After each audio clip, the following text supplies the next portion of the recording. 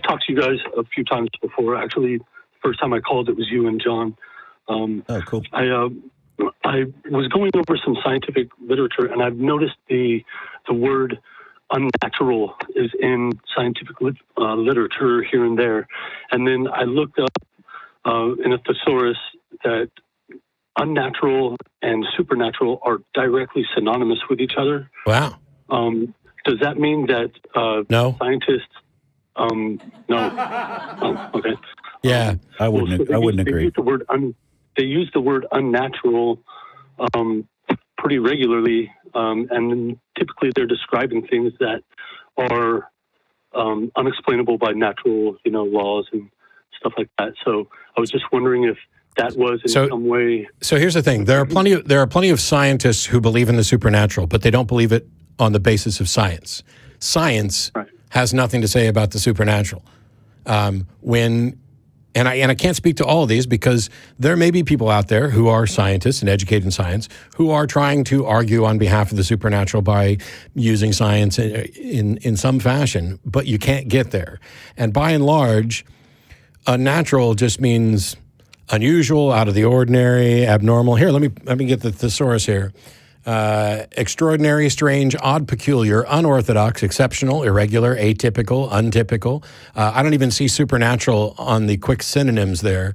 So it would depend a lot on context. It would certainly be listed in a thesaurus as one of many potential synonyms, but that's because words have different uses. And so you have to figure out what word they're using and why. But at the end of the day, like Francis Collins is the former head of the Human Genome Project, and he's a good scientist. He believes in God and Jesus and the Trinity because he came across a waterfall frozen in 3, but he doesn't say that science confirms God. As a matter of fact, that he's on record as saying that the genetic evidence alone is enough to confirm common ancestry, so any model, any religious model that denies common ancestry, he would reject. But when you find words like unnatural, there's a couple of different things. One is, what do they actually mean by it? And you can't just go to a thesaurus and pick it out. Otherwise, I could just as easily go to thesaurus and say, no, what they mean is strange. So scientists are then talking about strange stuff. So you have to dig in to find out what it is that was meant there. And then you have to dig in to find out, is this actually science? Or is this just science? There's plenty of papers that get published that should never be published. Peer review is not perfect. But at the end of the day, what science does is it comes up with the most reliable models and theories that give the best explanation for the available evidence. It's not a proclamation of truth. It's a tentative position. And it does not get to appeal to the supernatural. So even if someone were using unnatural and supernatural as a coded synonym, the fact that something is unnatural, that we have no natural explanation for it, is distinct from. Sorry? That doesn't mean that it's supernatural, I guess. So there's a contextual thing where if I say that's unnatural, I'm not claiming that it's supernatural. I'm claiming that we have no natural explanation for it. But when I claim it's supernatural, I'm asserting an explanation that it is something necessarily beyond nature. It reminds me a little bit about people when they say UFO. There are absolutely unidentified flying objects. The problem is when people identify them as alien spacecraft. Now they're no longer unidentified. They are incorrectly identified as far as we can tell. Yeah, that sounds understandable. Cool. Well, I just wanted to straighten that out. Thank you very much. Yep. By the way, if you come across something like that, you can a lot of scientists you can just reach out to and say, "Hey, when you use the word unnatural in your paper here, what exactly were you meaning?" And within specific fields, there is jargon that can be confusing. When we talk about mitochondrial Eve, creationists ran with that. Look, the scientists are saying there was actually an Eve, and no, they were using that as a placeholder for an unknown ancestor. Last time we talked, I brought up virtual particles and how they pop in and out of existence, and how that seemed like it's something that was supernatural. Because I connected it to say if I could pop in and out of existence, would I be considered supernatural? And it just seemed like in my head that if I could pop in and out of existence, that if people saw that, they would consider me to be supernatural. So, I wouldn't. Or they would consider that to be some kind of supernatural thing. Yeah, I wouldn't, because for me, as soon as you say it's supernatural, you're saying it's beyond nature. And what would really be happening isn't that, it wouldn't be the case that Billy was popping in and out of existence. It would be Billy would be able to give the appearance of popping in and out of existence, because I have no way to tell the difference between you appearing to pop in and out of existence and you actually popping in and out of existence. See what I mean? Right. So I would just say that's cool. How did he do that? Yeah. And it's one of those things where, when you talk about particles that pop in and out of existence, it may just be that, given our limited ability to investigate, that appears to be what's going on, but it may in fact be something else. But even if that was accurate, the only reasonable conclusion we could reach is we don't know what the causal explanation is for that. And if someone were to claim that it's necessarily supernatural, they're saying, oh, there can't be a natural explanation, which is an assertion that we know everything about the natural world and have precluded a natural explanation when we're just getting started. Do you think that, so gravity is not considered supernatural, but we don't know what gravity is. So well, we don't have a full understanding of it, but a reproducible effect. You could say the same thing about electricity at some point in the past. You could say the same thing about magnetism, anything else, and that kind of underlines the point. The fact that there's something that we can observe, label, and even measure without knowing everything about how and why it is, doesn't mean that the ultimate explanation needs to be supernatural. This is the mistake that we've made throughout history, is when we're not able to figure it out right away, then we just go to, well, we're so smart and we know so much, and if we can't figure this out, it must be a god, it must be a supernatural thing, it must be something beyond our ability to understand. And that's a mistake. But we are pretty smart. We're really, really smart. And we're so smart that every single time we've found out what the actual cause for something spooky was, it's never been supernatural. Now that's a track record. But that's because we could figure it out. There are things that we can't figure out because they're not detectable. How do you tell the difference? How do you tell the difference between something you can't figure out and something you can't figure out yet? Yeah. Not detectable. If it's outside of observable fields, then it can't even be detected.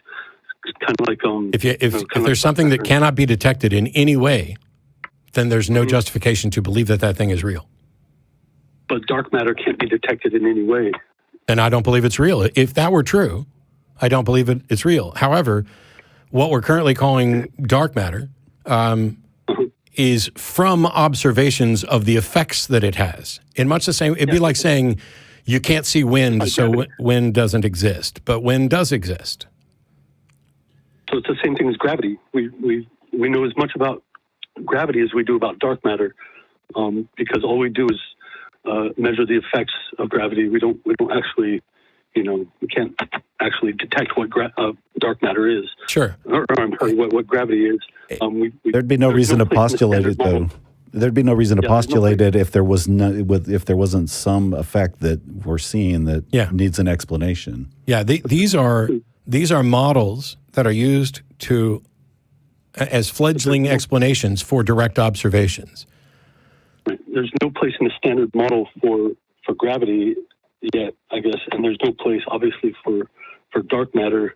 So I guess we just kind of go by what we can see, the effect, like you said, the effects they have on other things. And there's no equation for God, but it's also gods are the sort of kind of ad hoc explanations that we used to come up with for unknown things. And when we dig in on what the actual observable phenomenon is that we're trying to explain, there's no need to posit a God either. It's, But it's natural. But it's natural for people to. Oxford did a study that proved that belief in a higher power is a natural human instinct. No, it's a pure. So it's yes. Is it a natural human? Yes, for some. Some people are more. I would say some people are more prone to it than others, but to the extent that we've demonstrated anything, it's that reaching the conclusion that a God exists in the absence of detection and evidence in support of it demonstrates a flawed thinking, and that's hardly remarkable that humans would reach incorrect conclusions since we do it all the time. But there's a lot of supporting evidence for the existence of a higher power, though. No, there's not. Like what? Yeah. There's like the genome, cosmological constant, things like that. None of those are evidence of a higher power at all, and not in the sense of any sort of intelligent power. But do you believe that there would be? I mean, like, you often say that. Sorry, I'm trying to remember. You say that God would want to make itself known to us, or it wants people to know. I don't know. It depends on the God. But so if there is a God that wants to make itself known, it can show up right here on the show and broadcast alongside of us, right? But what if it doesn't want to make itself known? Okay. What if life is? Then it's irrelevant. A God that is intentionally hiding is indistinguishable from a God that doesn't exist. And by the way, if God does not want to be found, then when people say, "Oh, the cosmological constant is evidence for God," they are necessarily wrong, because God would be able to hide that if He wants to. You can't run around claiming that you've detected the undetectable. God doesn't want to be found, but I found Him. Holy crap! Are you more powerful than God?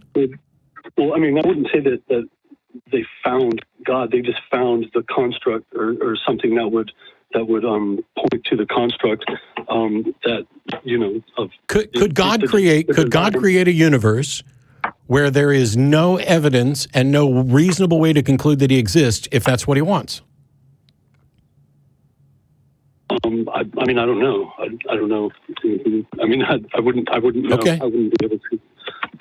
I'm just saying it's funny that on that question we tend to get an "I don't know," and yet on the question of whether or not the cosmological constant is evidence for God, you know. That's support. Well, no, I didn't say evidence for God.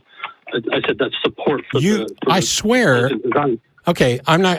I guess I won't argue with it, but somebody here can rewind, because I thought you said there was mountains of evidence for God, including things like the cosmological constant. I meant support for intelligent design, not not the existence of. I think now we're nitpicking over whether or not that's evidence. Yeah. So, it's the fact that something is consistent with an intelligent designer does not mean that it is evidence for an intelligent designer, because sorry, you might as well be able to say everything that exists, therefore, is consistent with an intelligent designer designing it. So everything, and actually you'd be biblically accurate then, because all things attest to the glory of God. It's also consistent with not being designed, so that doesn't really help. Yeah, I don't really do religion, but I.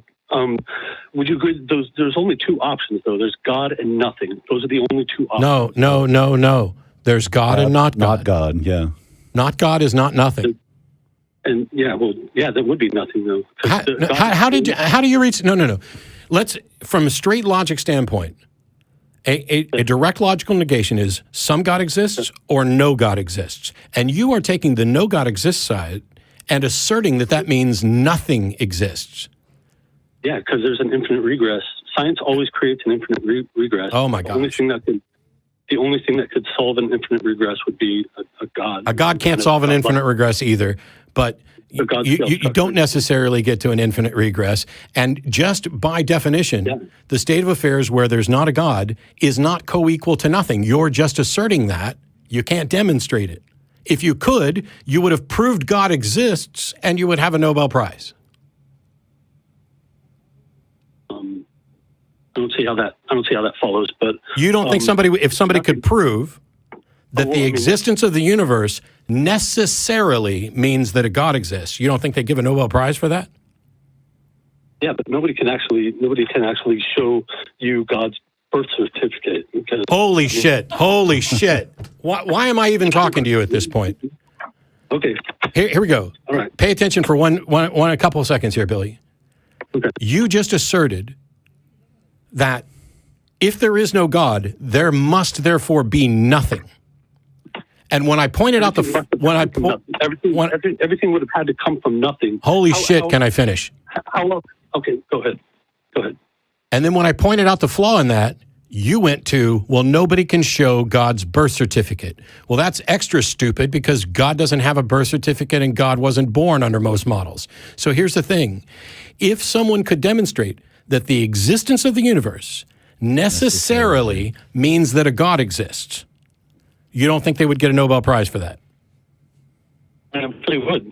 Okay. That doesn't mean that nothing. That doesn't mean that there's anything besides God and nothing in the as options. What are the other options? That's a fallacy as well, by the way. But your claim, false dichotomy. Your claim is that either there's God or there's nothing. So you are asserting the very thing that you agree would get you a Nobel Prize. So prove it and go get your Nobel Prize.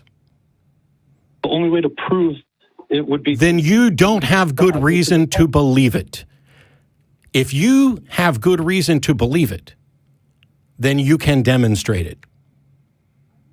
Well, I mean, God and intelligent design, that's being able to demonstrate intelligent design is different than being able to demonstrate the actual thing that is God. Sure. I don't think you can demonstrate intelligent design either. The existence of something is not dependent upon what you know about it. So, I mean, God can exist and us not know what it is. Correct. That's true, but you haven't demonstrated that there is an intelligent designer. You also haven't demonstrated that the existence of the universe necessitates a God. I can demonstrate that the characteristics of reality exhibit attributes of design. That's a given. Like you can show that the universe appears to have design, but what causes that appearance of design? I mean, design is the result of intelligence. A design is the result of intelligence, but the appearance of design is not necessarily the result of intelligence.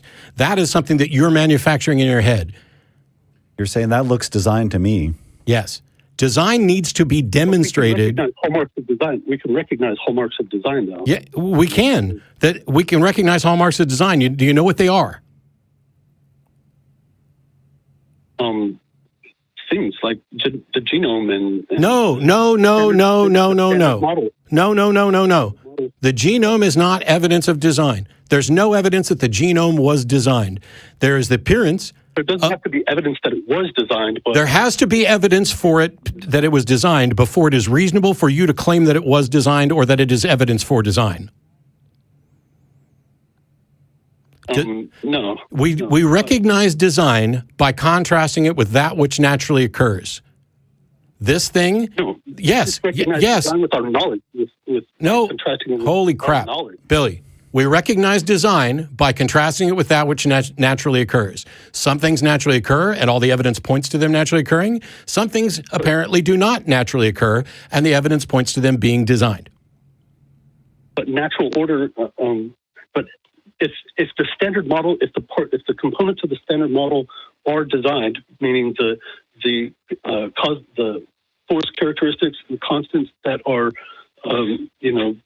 that are exhibited by the components of the standard model, all the little particles and stuff, if any of those features were different, if any of the qualities of those particles were different at all, not only would there not be life, but in most cases, the universe would not exist. And that does not prove design. The fact that the outcome is beneficial to you does not mean that you were the intended fucking purpose. Is there anything about the human genome that in any way violates mundane chemical processes following physical law? For it to come about? You don't know how it could come about. Nobody does. Abiogenesis isn't solved.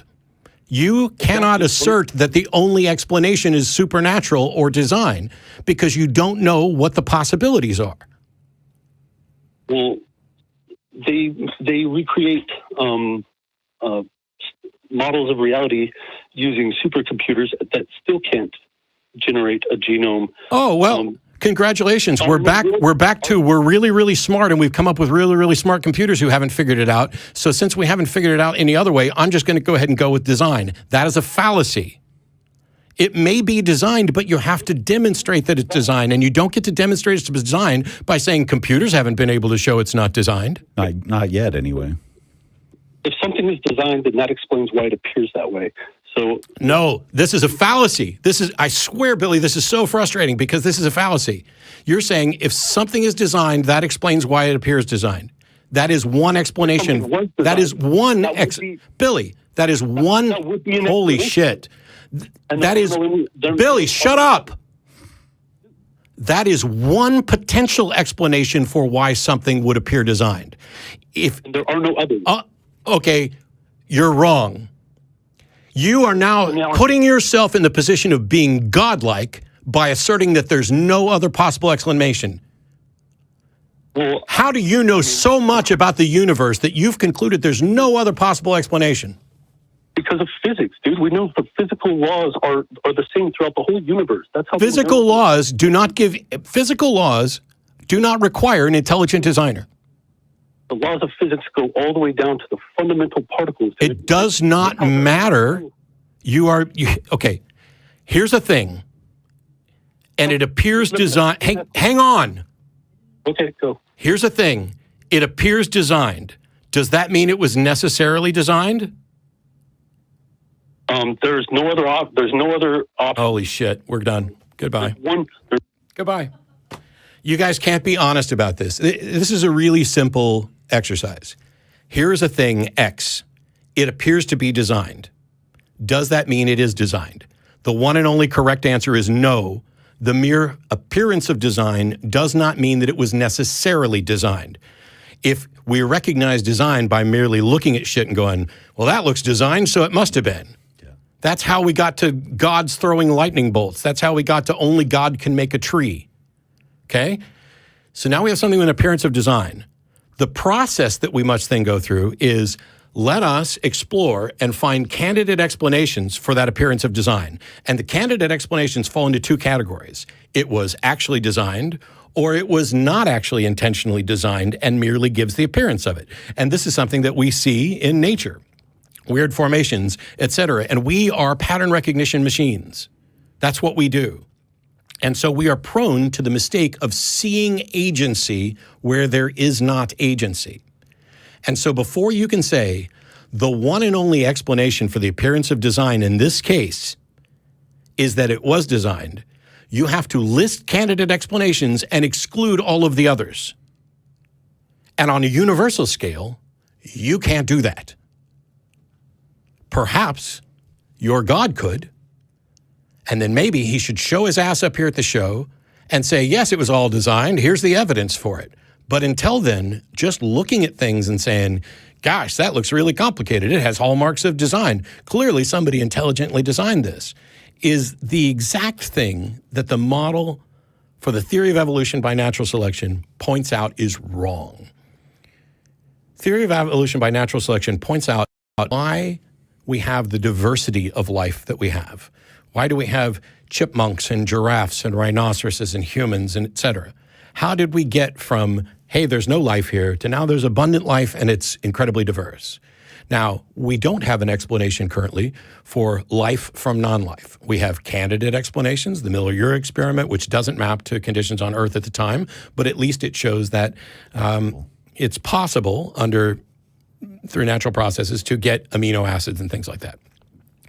We haven't solved that problem.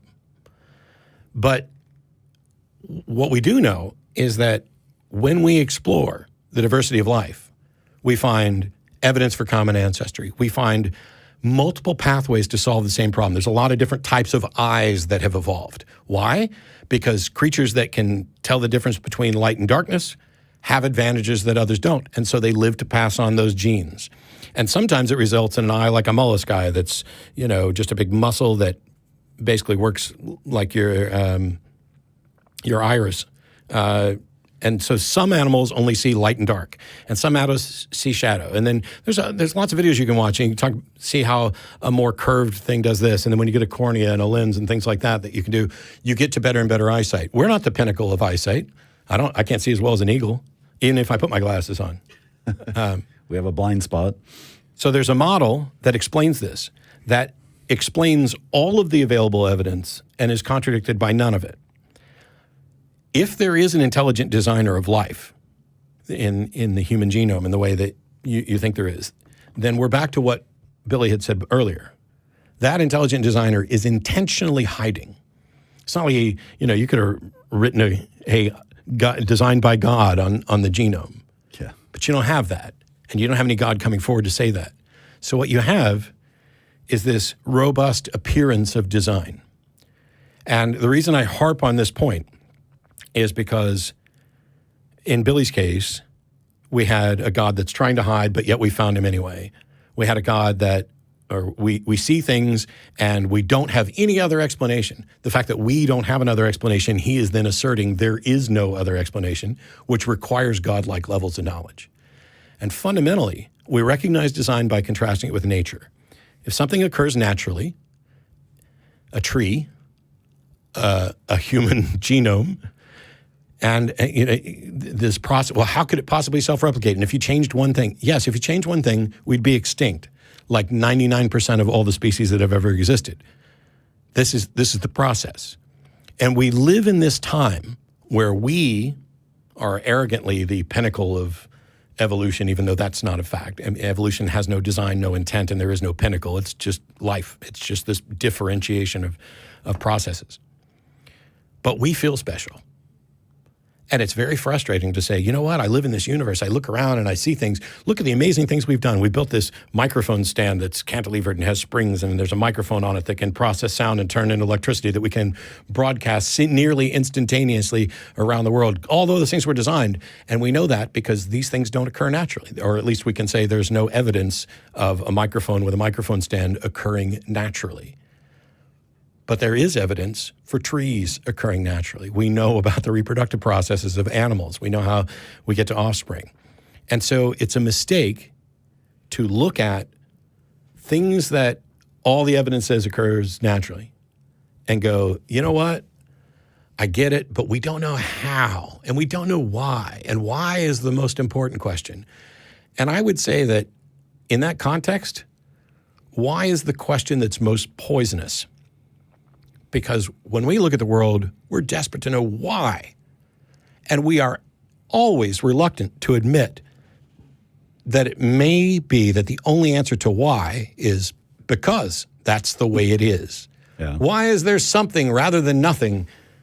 Why is there something rather than nothing, John? There just is. There just is. Now, if there is another why, if in fact there's something rather than nothing because that's what a God wanted, then that would need to be demonstrated. And the fact that you're uncomfortable with saying, because it is, or I don't know why there's something rather than nothing, I just know there is.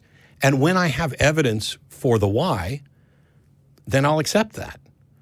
But we spend a lot of time tracing down whys that are really just our baggage. Why is it raining? Well, technically, water evaporated and, you've got the water cycle and it gets up there into clouds. No, but why is it raining here right now? Well, because the specifics of this is that the water was collected and the clouds moved over to this area. And at this point, the temperature and everything, temperature pressure got to the point where the clouds, releases water, et cetera. But yes, but why is it raining on me? And that's the why that drives us to there just has to be a God. There couldn't be any other reason. God is punishing me. He wanted to mess up my hair today, and so he rained on it. And I said, screw you, God. I'm cutting all that hair off, so you can't do that anymore. Anyway. Well, and even to say that if the universal constant was different, the universe wouldn't even exist, well, then we wouldn't be here talking about it. Yeah. But there's a built-in assumption that there was some kind of goal that the universe should be just like it is now, and that humans would evolve on this planet to, postulate whether there's a God or not. And that's just, it's really arrogant for one thing. That's all part of God's plan.